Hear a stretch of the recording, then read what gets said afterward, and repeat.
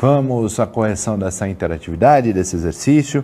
Diz assim, a maior parte dos crimes violentos cometidos no Brasil é cometida por menores de idade. Portanto, faz todo sentido diminuir a maioridade penal. E pergunta se a frase é um caso típico de A, raciocínio errado com dados certos, raciocínio certo com dados errados, raciocínio errado com dado errado, raciocínio certo com dados certos ou raciocínio equivocado com dados errados. Então, é preciso analisar essa frase e os dados que a compõem. A maior parte dos crimes violentos cometidos no Brasil, a maior parte é cometida por menores de idade. Interessante essa informação. De onde ela vem? Não sei.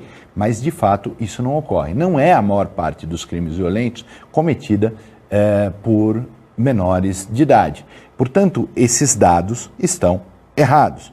Agora, o raciocínio que vem depois, portanto, faz todo sentido diminuir a maioridade penal, faz sentido. Só que foi sentido baseado em dados incorretos. Depende, inclusive, da sua opinião sobre essa questão da maioridade. Nós estamos analisando esta frase colocada aqui. Os dados estão errados e o raciocínio está certo com dados errados. Portanto, falamos da questão B de bola, raciocínio certo com dados errados. Vamos continuar, então, nosso conteúdo com gêneros textuais da comunicação empresarial. Na comunicação empresarial, lá no seu trabalho, predomina a função referencial de linguagem. Estudamos na unidade 1 as funções de linguagem, uma vez que a impessoalidade e a informação são valorizados. No ambiente de trabalho não existe essa coisa da intimidade, a comunicação é mais impessoal. Eles têm a objetividade em comum esses textos, a linguagem formal, a clareza e a exatidão e a obediência às regras da gramática normativa. Então, quando estamos tratando no nível corporativo, no nível empresarial, nós temos que ter essa atenção para a questão da objetividade, da linguagem, da clareza e da exatidão das informações. Quais são esses textos? A carta comercial. A carta normalmente é escrita em papel timbrado, com a logomarca da empresa ou do órgão. Sua estrutura é composta por data, destinatário, assunto, vocativo, corpo do texto, despedida e assinatura com o nome e a função do remetente. Aqui a gente tem uma carta típica. É claro que com a informatização da sociedade, as cartas meio que caíram em desuso. Mais ainda, você tem várias comunicações oficiais que demandam a comunicação impressa e a utilização desse gênero que é a carta. Reparem, então, que você tem aqui a logomarca da empresa, você tem a data, você tem os dados da empresa, você tem a apresentação, prezados senhores, o corpo da carta, uma despedida atenciosamente, a assinatura, enfim, essas são as características que compõem esse gênero textual que há alguns anos era bastante comum e hoje, em função da chegada do e-mail, que nós vamos ver aqui, também acabou caindo um pouco em desuso.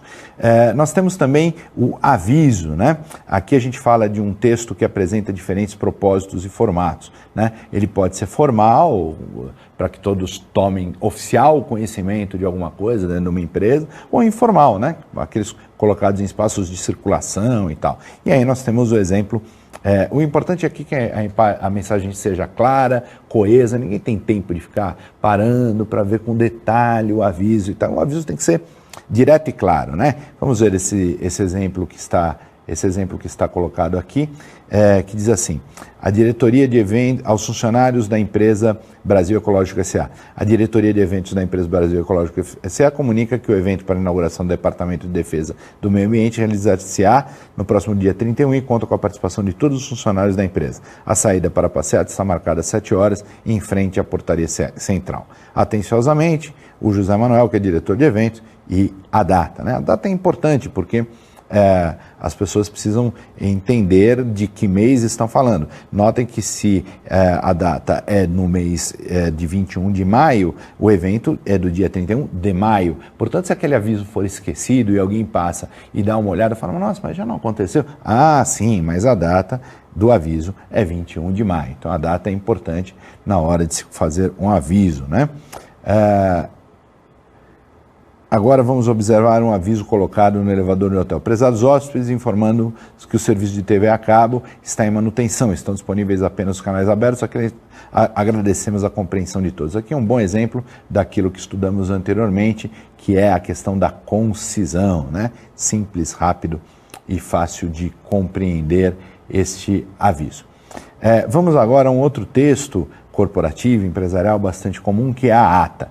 Esse texto ele tem características de escrita diferentes, né? Ela registra as discussões, as ocorrências dentro de um episódio que é comum na vida das empresas, que é a tal da reunião, né? Todos nós temos um momento que temos que nos reunir com as nossas equipes, com os nossos superiores, com os nossos comandados, enfim, para discutir assuntos, né? É um documento que não pode conter rasuras, é um documento que precisa ser corrente, né? Quando existe algo divergente, se foi cometido algum erro, você coloca a palavra digo. Na verdade, a ata de uma reunião, ela deve ser produzida quase que durante a própria reunião, portanto não dá tempo de ficar voltando, tirando, fazendo, então você tem que ir digitando rapidamente para não perder aquilo que as pessoas estão falando durante a reunião.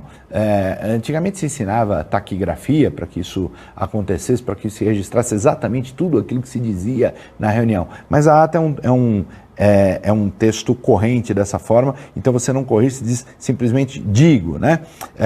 No final da expressão, ou no final do documento, utilizar em tempo, se você quiser corrigir alguma coisa que está lá atrás, fala em tempo, tal coisa não foi de tal maneira, etc, etc. A ata é composta apenas por um parágrafo corrente, em função dessa mecânica dela ser digitada enquanto a reunião acontece. Temos também o texto de declaração, né? Esse é um documento importante. Ele declara o conhecimento de um fato, de algo que aconteceu, ele é assinado por alguém que se responsabiliza pela informação, né? Então, para que existe uma declaração? A declaração existe para que haja um responsável por aquela informação, né? Então, digamos que você bateu o seu carro e você não tem tempo de ir à delegacia para formalizar a ocorrência. Você pode escrever uma declaração dizendo: eu declaro que fui o culpado pelo acidente que aconteceu em tal lugar, assine e entrega para a pessoa. Você está se responsabilizando pela informação. Então ela sempre tem esse título, a própria palavra declaração colocada aqui, né? Declaro para os devidos fins, para que a quem que se destina? Para os devidos fins. O que significa os devidos fins? Os fins aos quais ela se apresenta, né? Que Maria Aparecida Leite foi aluna desse estabelecimento de ensino no período de tal a tal, São Paulo. Mônica Teixeira, o cargo da Mônica Teixeira aqui, que é secretária-geral daquela instituição de ensino. Assim é, portanto, a declaração. Nós temos também o relatório, né?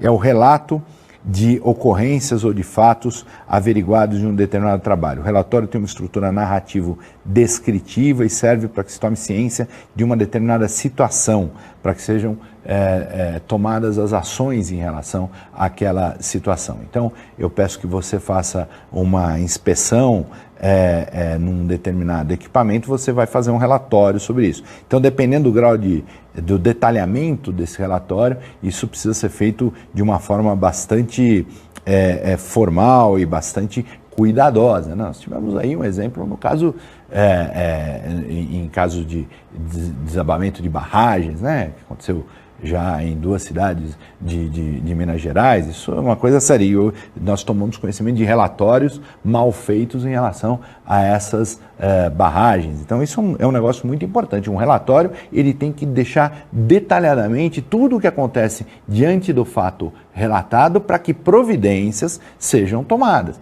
Então, se eu estou diante de uma parede que foi estudada, eu leio o relatório sobre essa parede, eu sei se eu tenho que colocar uma estaca para conter essa parede, se eu tenho que derrubar essa parede e erguer outra, se eu posso simplesmente deixar a parede como está e pintá-la para ficar um pouco melhor, mas é o relatório, o detalhamento desse relatório que vai dizer isso. Você tem aqui, nesse exemplo, você tem a empresa, você tem a quem se destina, etc., e todos os dados referentes ao relatório.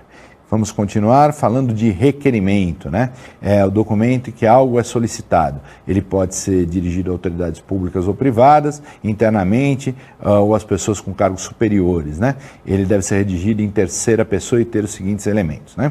Então, quando você quer pedir alguma coisa, requerer alguma coisa, você faz um texto desse tipo, com essa característica. Ilustríssimo senhor fulano de tal, diretor do Departamento de Operação do DSV, o Mário Silva Santos, com a cédula de identidade tal, residente na rua tal, comerciante vem requerer, em terceira pessoa, o Mário vem requerer, né? Mesmo que você seja o próprio Mário, né? O cancelamento de sua multa relativa ao veículo tal, pela infração de estacionar em desacordo. Então, o requerimento, ele requer, ele pede que o diretor do DSV cancele a multa dele e ele faz o texto desta forma. Ele inicia, portanto, com a saudação a quem se destina, ele especifica isso tudo em terceira pessoa e, eventualmente, coloca os anexos correspondentes a esse requerimento. E aí nós temos o currículo, né? O currículo vitae, para usar o termo em latim, né? É o documento que são registrados os dados pessoais e profissionais de alguém, né? Nele devem contar a formação acadêmica, anos de conclusão de cada nível, primário, ginásio, superior, pós-graduação, mestrado, doutorado, e ele não é um modelo único, para o currículo, tem vários modelos possíveis, né? Ele precisa ser preciso, ele precisa ser verdadeiro, ele precisa ser claro, né? Em algumas áreas de atuação, os candidatos têm inovado no formato, né? É um recurso que pode ser explorado dependendo do perfil, se o ramo de atividade permite esse tipo de coisa. E aí a gente vê um currículo que é quase um anúncio, né? Esse exemplo que está aí, mas que tem tudo o que necessita. Você tem a questão educacional, você tem os interesses dessa pessoa colocados nessa informação infográfica, né? No caso de currículos acadêmicos, por exemplo, nós temos aí o CNPq, utiliza o Lattes, né? É uma plataforma na qual você digita e a própria plataforma formata o seu currículo e o coloca à disposição das universidades, do meio acadêmico, para que você saiba quem são os pesquisadores. Nós temos aí a professora doutora Tânia Sandroni como exemplo. Temos também o e-mail, né? Estrutura padrão de qualquer e-mail, se assemelha a uma carta, né? Semelhança indicada até mesmo pela denominação correio eletrônico, ela é mais rápida e a linguagem depende da situação e da finalidade, né? Ela pode ser mais ou menos formal, apesar dela ser compreensível. Vamos ver o exemplo aí. Bom dia, Juliana, quero informá-la que houveram problemas com o último lote de peças recebidas, as mesmas devem estar fora do padrão. Já falamos sobre isso na unidade 1, né? As mesmas, e se houveram, né? Apesar da mensagem ser compreensiva, há problemas em relação ao uso da norma culta. Então a gente tem que observar, o texto corrigido está embaixo. Bom dia, Juliano, informa que houve problemas, elas estavam fora dos padrões estabelecidos, seguem anexas algumas fotos, aí o texto correto. No caso dos e-mails pessoais, a diferença encontra-se no grau da informalidade. O tom pode ser mais íntimo, mais afetuoso, né? E a gente tem um e-mail pessoal que diz assim: oi, Ana, tudo bem? Quanto tempo? Estou tentando organizar um encontro na nossa turma. Com a vida agitada, só mantemos contatos no mundo virtual. Estou vendo o melhor lugar e data. Você tem contato do Juca, da Bia, do Lucas. Então você pode ter aí uma estrutura mais tranquila quando esse e-mail for pessoal e não empresarial, né? E aí temos a nossa interatividade que diz assim: a ausência de parágrafos é uma regra. Alternativa A, nas atas de reunião. Alternativa B, nas mensagens inbox. Alternativa C, nos relatórios técnicos. Alternativa D, nas declarações. Alternativa E, nos currículos. Responda e daqui a pouquinho a gente volta com a correção.